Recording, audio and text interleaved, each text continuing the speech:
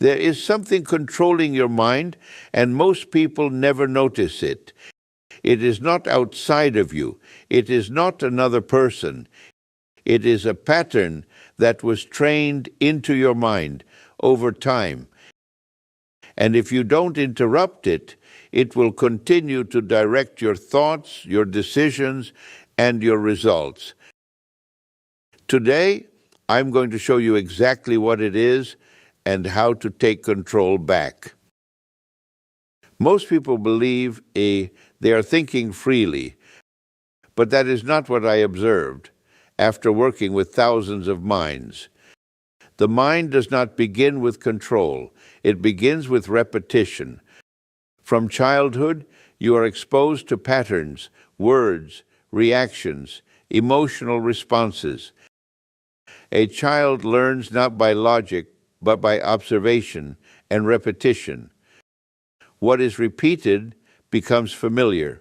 What is familiar becomes accepted. And what is accepted begins to run automatically. The conscious mind believes it is in charge, but it is not. The conscious mind reacts. The subconscious executes. It does not question. It does not evaluate. It simply follows what has been impressed into it, and whatever has been repeated enough becomes accepted without resistance. This is what controls most people, not force, not intention, conditioning. Now, here's the important part. You do not notice this control because it feels natural. The mind does not announce this is a program.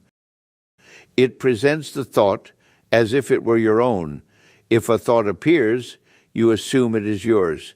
If a reaction happens, you assume you chose it. But in many cases, it was already prepared, already practiced, already reinforced. Let me explain something further. A thought leads to a reaction. A reaction reinforces a pattern. That pattern produces similar thoughts again, and so the loop continues. Not because you choose it, but because it repeats itself. This is why people say, I don't know why I keep thinking this way.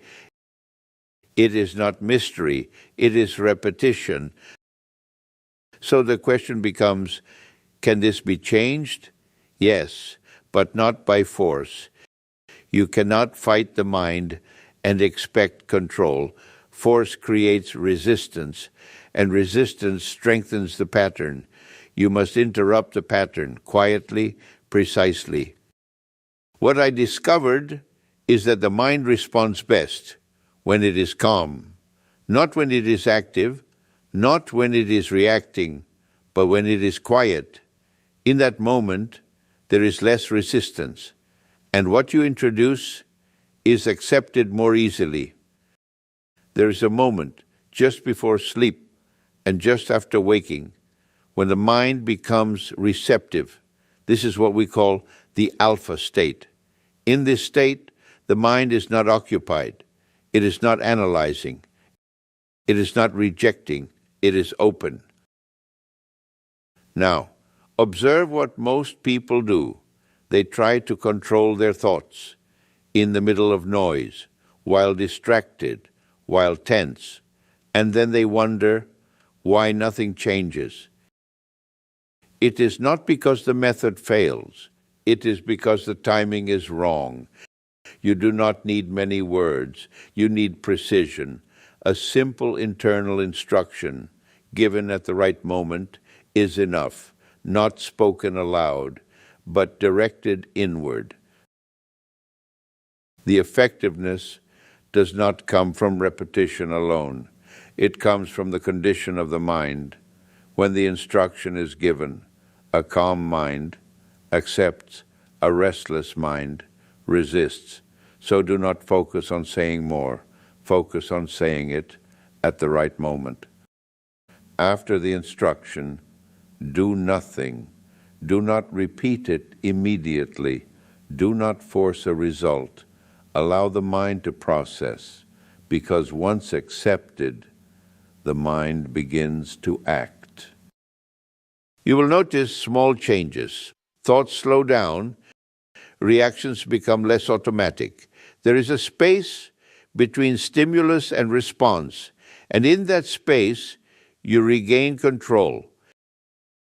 Control is not created in one moment. It is built through correct repetition, not frequent repetition, correct repetition. Each time you apply it properly, the pattern weakens. You are not removing the mind. You are replacing its instructions. Old patterns fade when new ones are introduced correctly. And over time, the automatic response changes. And this is when you understand your mind was never against you. It was simply following instructions. Instructions you were not aware of. And now you are. Now you are aware. And once you are aware, you have a choice to continue automatically or to begin consciously, because control was never taken from you. It was simply never claimed.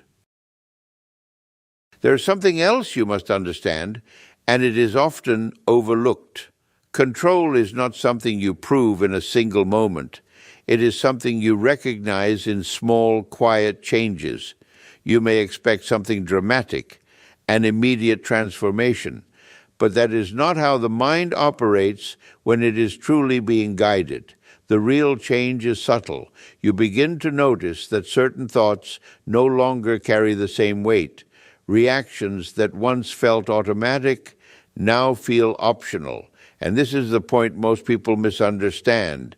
They look for intensity when they should be looking for stability, because a stable mind is a directed mind, and a directed mind does not struggle for control. It applies it naturally. So do not measure your progress by how strong something feels. Measure it by how effortless it becomes.